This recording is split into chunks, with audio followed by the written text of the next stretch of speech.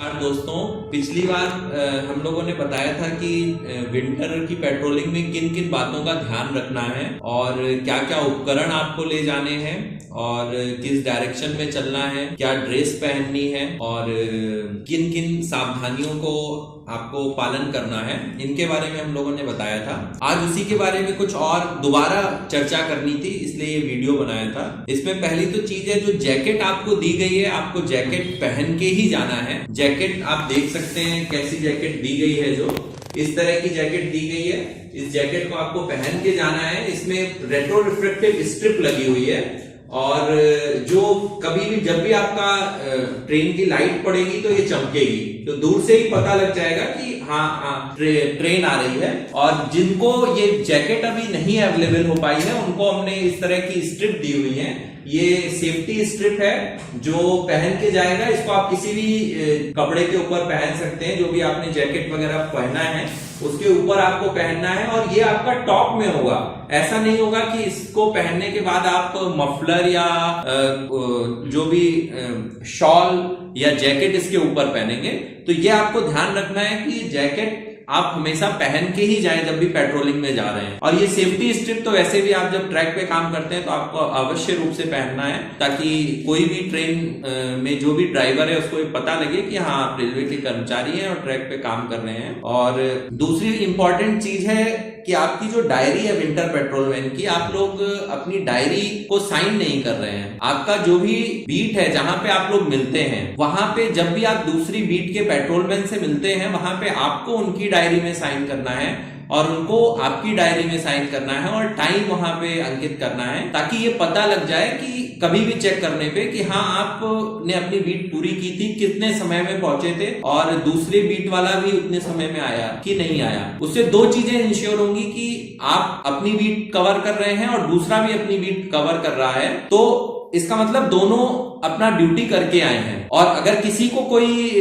असुरक्षित बात पता लगेगी तो वो हमारा इंश्योर हो जाएगा कि वो चीज हमने कम्युनिकेट कर रखी है। आप लोग इस तरह से अपनी डायरी उस बीट के दौरान आप किसी लेवल क्रॉसिंग से पास हो रहे हैं तो वहां पे आप गेटमैन से भी साइन करवा लें। इससे दोनों चीजें इंश्योर होंगी। पहली चीज इंश्योर होगी कि गेटमैन भी अलर्ट रहेगा कि आप आ रहे हैं, और आप भी, आपकी ड्यूटी है कि आप गेटमैन के पास जाएंगे तो आपको भी ये करना ही करना है। आप गेटमैन पड़ेगा उससे साइन करवाने हैं, आपका स्टेशन पड़ेगा तो एसएस के पास आप जाके साइन करवाएं और समय लिखवाएं। और जब आप अपनी बीट के लास्ट में जाएंगे तो दूसरी बीट का जो व्यक्ति आएगा, जब आप 10 मिनट रेस्ट कर रहे हैं उस समय वो आएगा। हो सकता है आप 5 मिनट पहले पहुंच जाए, वो 5 मिनट लेट आए, तो उससे भी आपको साइन करना है और उसकी डायरी में भी आपको साइन करना है। तो उससे हमारा ये इंश्योर रहेगा कि हाँ ये प्रॉपर पूरी बीट कवर कर रहे हैं और एक्सेसिव टाइम नहीं ले रहे हैं या बहुत कम टाइम में नहीं कर रहे हैं। वो हमको मॉनिटर करने में आसानी रहेगी। और तीसरी चीज है डायरेक्शन। आप जब भी अपनी पेट्रोलिंग शुरू कर रहे हैं तो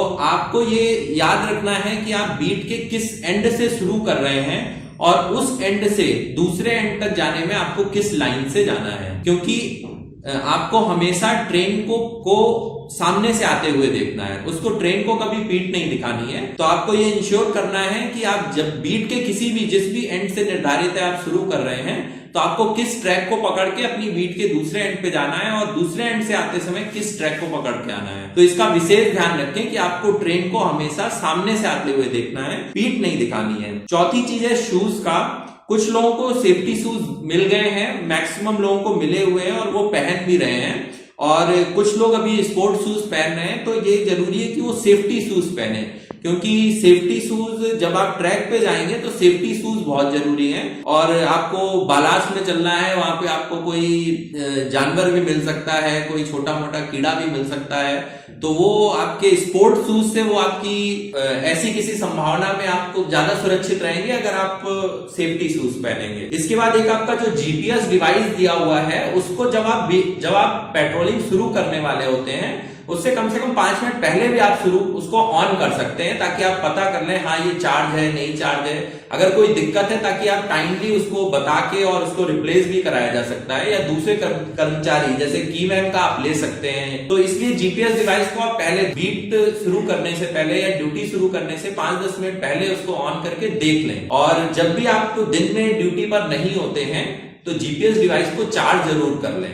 और जीपीएस डिवाइस में मैंने आपको पहले भी बताया था कि उसमें 3-4 बटन दिए हुए हैं। 3 बटन कॉल करने के लिए हैं और 1 बटन मैसेज भेजने के लिए है। तो आप जब भी उससे कॉल करेंगे तो उसमें निर्धारित बटने हैं, किस बटन से किसको कॉल जाएगा, उसको कॉल चला जाएगा।